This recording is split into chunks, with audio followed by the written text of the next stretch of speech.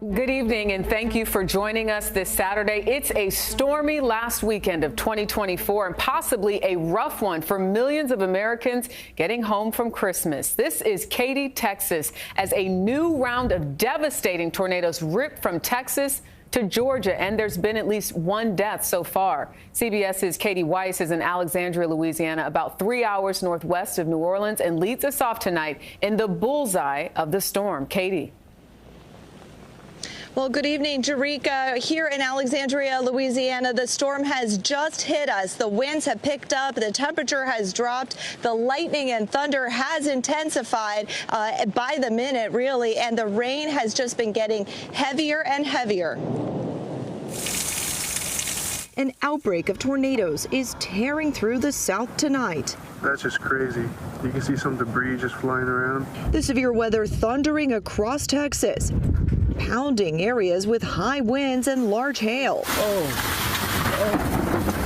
Omar Godoy watched a tornado barrel towards his Houston home. And we just started seeing debris just turning, and then out of nowhere you just see the funnel just come down and just touch ground. Oh my God! This new round of powerful storms comes after more than 24 reported tornadoes struck communities in Texas, Louisiana, Mississippi, and Alabama since Christmas Day, damaging homes and other buildings and downing power lines. That's all you hope for, all the neighbors and families being okay, especially around this time of the year. It's scary, but we survive. Now, the severe weather is far from over. Residents across the region, from here in Louisiana over to Alabama, are bracing for what will be likely a very long night. Jerika? All right, Katie Weiss, thank you so much. The percentage of Americans experiencing homelessness has increased by nearly 20% this year. And that's according to a new federal report that was out today. Fox 10's Nicole Christine joins us live now with some data from the Grand Canyon State. Nicole. Well, hey, Mark and Christina, we talked about this during the 4 o'clock hour. There are many factors that go into how someone may end up experiencing homelessness. Could be mental health issues, addiction, a medical emergency, or the same inflation that all of us are fighting right now. But those who work closely with people experiencing homelessness say this issue isn't going anywhere until the larger community starts to pay more attention and really just wants to help out with those in need. These statistics that are coming out are surprising. A federal report out today shows an 18% increase in Americans experiencing homelessness. In Arizona, there are more than 14,000 people experiencing homelessness this year, a 3.5% increase from 2023. The costs of living continue to outstrip what people are making, and we're seeing that we're at a bit of an inflection point here in Arizona as we are facing the highest eviction rate that we've ever had. And more than a fifth of those experiencing homelessness in Arizona are families with children.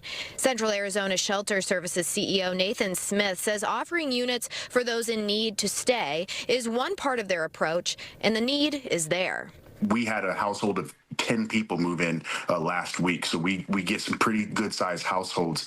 But then also when those families come to us, it's not just the heads of household and the family that need the case management services that we can provide. It's those children also. And the senior population is also facing homelessness at a growing rate. There is a prediction that the number of homeless people over 65 will triple by 2030. That prediction, based on a study by researchers at several universities, is something Dr. Ellert says is already being addressed with a look at resources for those experiencing both memory care issues and homelessness. But Dr. Ellert says the cases he sees, from people experiencing medical emergencies that drain their savings to families being evicted due to higher rent, prove that homelessness can happen to anyone. I think the more we can drive home that message, that these are not people that are the other. It's our community. It's us. And of course, volunteering with Circle the City, with CAS, with local food banks and other organizations is a great way to get involved. And both Nathan Smith and Dr. Ellert say that more and more people helping is how this issue is going to somewhat get resolved. But also, there are other ways that you can help as well. And As far as we look into 2025 and what is going to be done then, we do know that Circle the City is working on a new respite center, 84 beds. That'll bring their total up to 184 beds that they have throughout the Phoenix area. So they are fundraising for that. That's another way that people out there in the community who might see this story and want to help out can do so. Reporting tonight live. Next tonight, a potentially troubling new development about the bird flu. The CDC reporting that the virus mutated inside a severely ill patient in the U.S., which could make the disease easier to spread. But no transmissions to other people have been reported, and the CDC says the risk to the general public remains low. Here's ABC's Phil Lipoff. Tonight, the Centers for Disease Control finding potentially concerning new mutations in the bird flu from a patient recently hospitalized with a serious case of the virus. The CDC found that this version of the virus had additional mutations that made it attach to upper airway cells more easily, hinting at a better ability to infect people. That being said, this was only found in the individual that was sick, and there's no reason to believe that this version of the virus is spread more broadly. But the agency making it clear that the risk to the general public has not changed and remains low. The CDC has confirmed at least 65 cases of bird flu in people in the U.S. this year. They're monitoring more than 10,000 exposures, but they've only tested 530. What does that mean? That means we're not testing enough. And we know from other viruses that a lot of the spread can be asymptomatic. For now, the greatest risk may be to animals. Earlier this week, the death of a house cat in Oregon prompting a pet food company to voluntarily recall a batch of its raw frozen pet food that tested positive for the virus. There's no reason to believe that this version of the virus is spread more broadly in the population, and we've yet to see any person-to-person transmission, which is a good sign that we still have this virus under control. And officials in California have actually issued a state of emergency over the bird flu at dairy farms and are asking people to avoid raw dairy products. Whit? Phil Lipoff for us tonight. At least Thank you. 23 people have been killed in a plane crash at a South Korean airport. The aircraft veered off the runway and crashed into a wall at Muan Airport. 175 passengers and 6 flight attendants were on board the plane, and rescue crews are trying to free 23 people from the tail of the craft. We'll keep you updated as more information emerges. Son arrested for allegedly killing his mother on Christmas Eve. Police say the suspect stabbed her to death in a Massapequa apartment. News 12's Carmen Grant is tracking all of the new details. Jeremy Emmanuel Lopez Ramirez kept quiet as he was led out of Nassau County Police Headquarters in Mineola today. The 27-year-old is accused of killing his mother, Josefina Ramirez Montero, inside her Massapequa apartment on Old Sunrise Highway on Christmas Eve. On this particular evening, it was just him and his mother at the house. Jeremy and his mom was baking some food for dinner. Jeremy left to go to a laundromat, and when he came back, he attacked his mother. Authorities say Ramirez stabbed his 57-year-old mother multiple times in the chest and abdomen area. She was found in the living room by police. As we reported, she died at the hospital. Police have not released a motive. Unknown what provoked him to attack his mother, but based on his history and his violent nature, anything could have set him off. Nassau County Police say Ramirez has a lengthy criminal history dating back to 2018, which includes attempted murder, assault, and criminal possession of a weapon. He's been arrested for assault second, criminal possession of a weapon, where he beat somebody with a hammer and a belt. Authorities say he was released in January of this year after serving between 1 to 3 years behind bars. They say his mother took him in. Police say there was no reports of domestic violence abuse inside the Massapequa home. Neighbors were shocked to hear what happened. I think it's a horrible thing that a son could do something like that to his mother. Neighbors are probably feeling much relief to know that they could walk now without having to worry that this person is captured. Carmen Grant, News 12 Long Island. Ramirez is charged with second-degree murder. He is being held without bail. His next court appearance is scheduled for December 30th. Mexico is increasing its efforts to tackle the migration crisis. It is developing an app that allows migrants to inform family members and local consulates if they think that they are about to be detained in the United States. The app will be able in January, around the time when President-elect Donald Trump was promised to order mass deportations of migrants. Now, dubbed as an alert button, the app will allow the Mexicans to notify the consulate closest to their location about the situation of imminent detention. The Mexico's Foreign Affairs Ministry has said that the software will help inform the Mexican government about any intended deportations. As you can see, there has been a very dramatic decrease. I would say of 75% compared to exactly 1 year ago. We think it's a model that works, it can be improved, but has responded satisfactorily to this phenomenon that continues and will continue with us. The Mexican authorities have said that they have detained about 400,000 irregular migrants since October. The Center for Migration Studies has reported that so far over 11 million unauthorized migrants are living in the United States, of whom over 4 million migrants are from Mexico. It's an incident that shocked people in Mozambique. More than 1,500 prisoners escaping from a maximum security prison. Most are still on the run. When you have such kind of escapes, it raises a lot of doubts to really know whether this prison is really a maximum security prison or not. First image that you send with this kind of issues is insecurity. People will see it as a safe place, which is true at this point in time. The Justice Minister says a riot started inside the prison and that it had nothing to do with protests over the results of elections held in October that the opposition claims were rigged.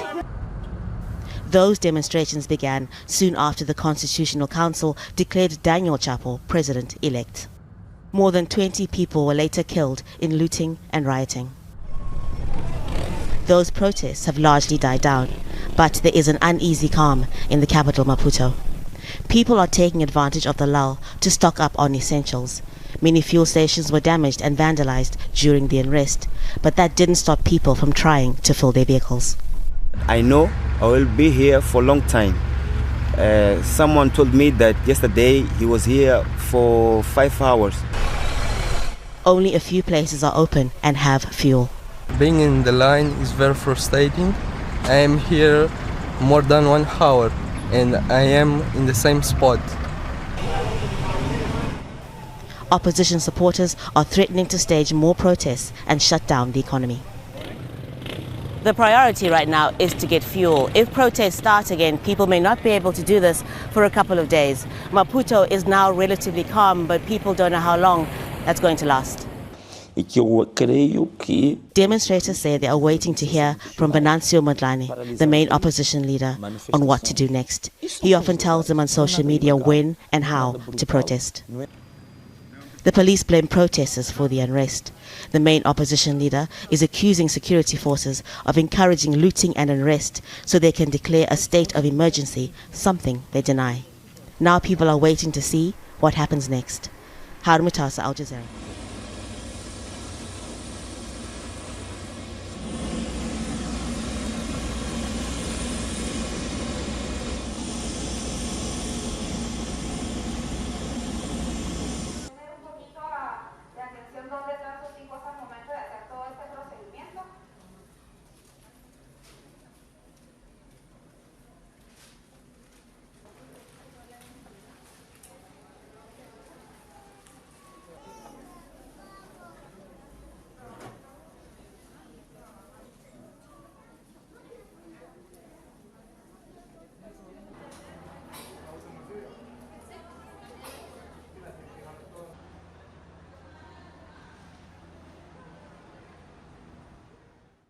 In other news, China's foreign ministry has announced sanctions against a group of U.S. military companies and their senior executives over the recent arms sales to Taiwan.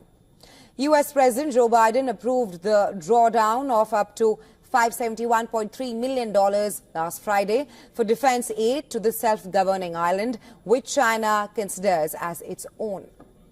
Announcing the sanctions, Chinese foreign ministry said that Washington's actions interfere in China's internal affairs and undermine China's sovereignty and territorial integrity.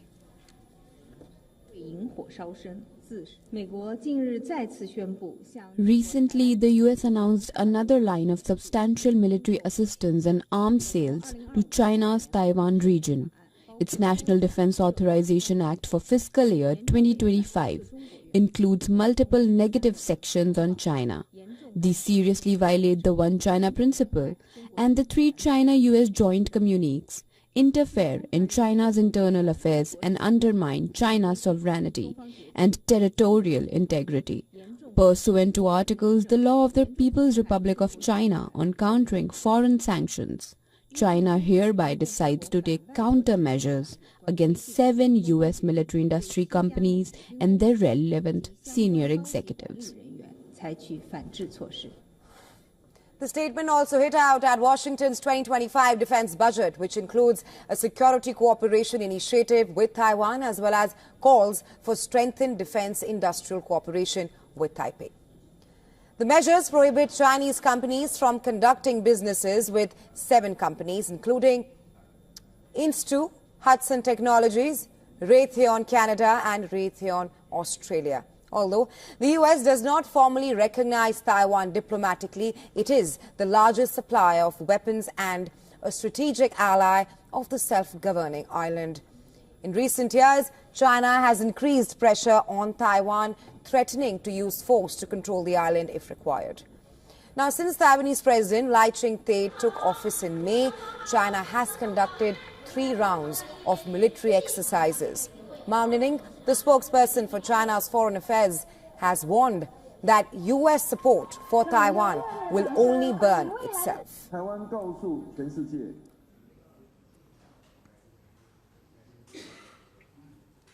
Our next story is from South Africa.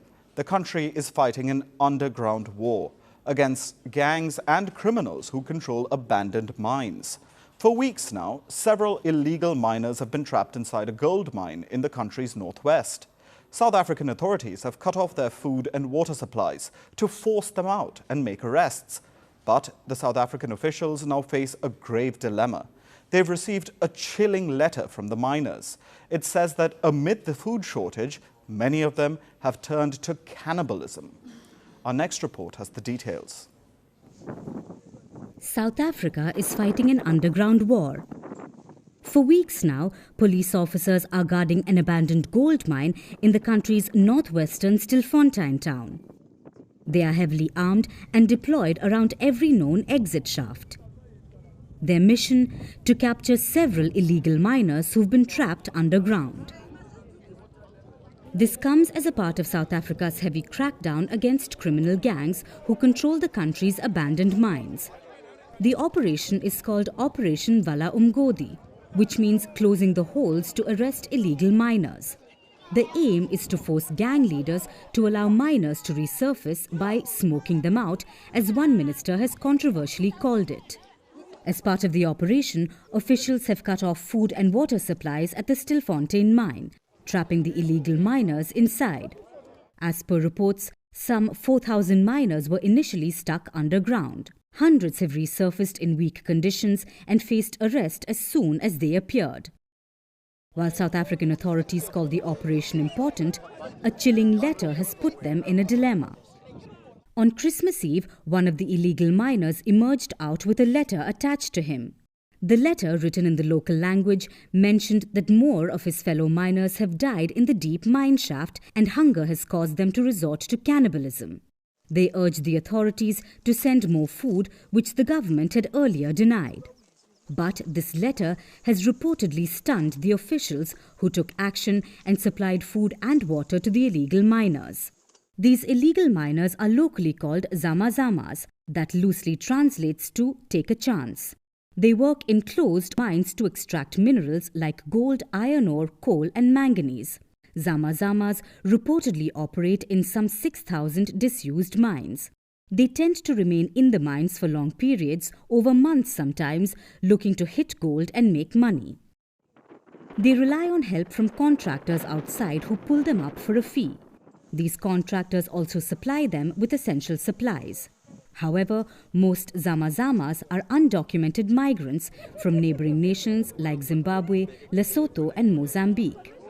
Many are believed to be exploited by criminal gangs. The ongoing standoff between the illegal miners and the South African government has revealed the scale of criminal infiltration in the country's mining industry. South Africa was once the world's top gold producer, but aging infrastructure and policy-making failures have forced many commercial operators to shut. These mines have now become the site of turf wars between violent gangs who are competing to smuggle the precious metal. Around 25 tons of gold from South Africa is believed to be smuggled to countries like the United Arab Emirates and Switzerland every year. Though South Africa has decided to go hard on the illegal miners, it has faced criticism from activists and human rights groups. They say the government has no authority to block people's food and essential supplies. So, while South Africa is using starvation as a weapon against criminals, it has landed itself in a catch-22 situation.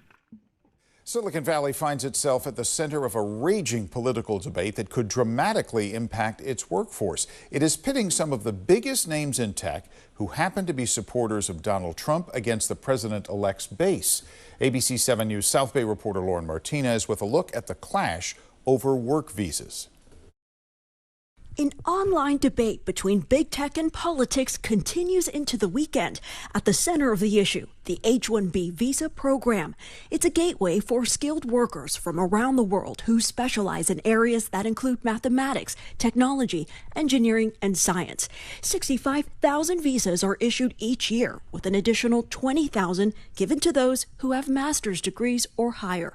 Ahmed Banafa is an engineering professor at San Jose State. This thing about having this limit of 65,000, I mean, we could miss someone. Trump's new AI advisor has advocated for the U.S. to remove country-specific caps on H-1B visas.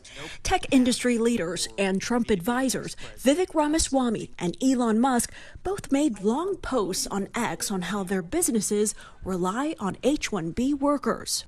Ramaswamy pointed to the American culture that celebrates the prom queen over the math Olympiad. MAGA supporter Laura Loomer tweeted the H-1B program takes away jobs from American STEM students. In a post, Musk said, "There is a dire shortage of extremely talented and motivated engineers in America." Look at Musk himself. He is one of the products of the H-1B visa. I mean, we don't have Elon Musk. You agree, disagree with him. We're not going to have Tesla. We're not going to have SpaceX. Starlink. ABC 7 News insider Phil Matier weighed in on Musk's support for the visa program. He's not only in favor of these high-tech visas, he's also talking about expanding them to where if someone completes from outside the country, comes to America and completes a 4-year college program, they should automatically get a green card. That's bringing a competitive workforce into America that will be competing with native-born Americans for jobs. On Friday, Marjorie Taylor Greene made the case young people are spending all their time trying to be, quote, the next YouTuber, content creator, or social media influencer instead of pursuing a useful skill set, trade, education.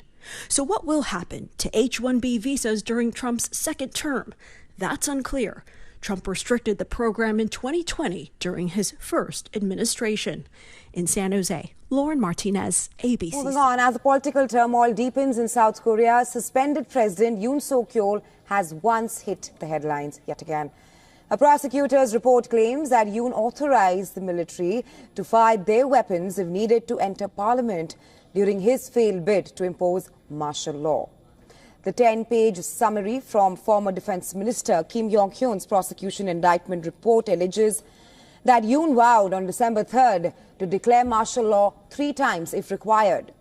Yoon allegedly discussed martial law with military officials since March. However, Yoon's lawyer has dismissed the prosecutor's report, calling it a one-sided account. Yoon, who was stripped of his duties by the National Assembly this month, is currently under investigation for his attempt to scrap civilian rule, which plunged the country into a political turmoil and led to his impeachment. South Korea's court held its first hearing on the validity of Yoon's impeachment on Friday. The court will also decide the fate of Yoon's replacement, Han Duck-soo, who was impeached on Friday over his refusal to complete Yoon's impeachment process and bring him to justice. The people of South Korea have intensified calls for impeached President Yoon to step down. Supporters and critics of Yoon took to the streets with demonstrations following the impeachment of acting President Han Duck-soo. Demonstrators supporting Yoon criticized the main opposition party's impeachment of Han and called its action legislative tyranny.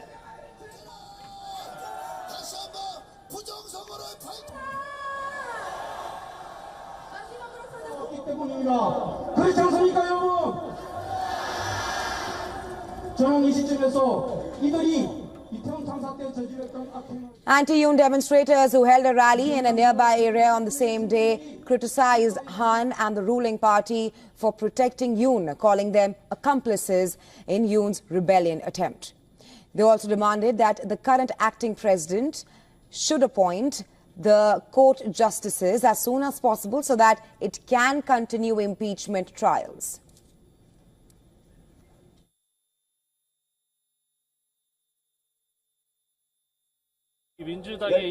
I consider this Democratic Party's legislative tyranny. I am here because I oppose this illegal impeachment of former acting president Han Duck-soo. Impeaching Han was Democratic Party's way of saying, stop working and just comply with our demands. I find this unjust.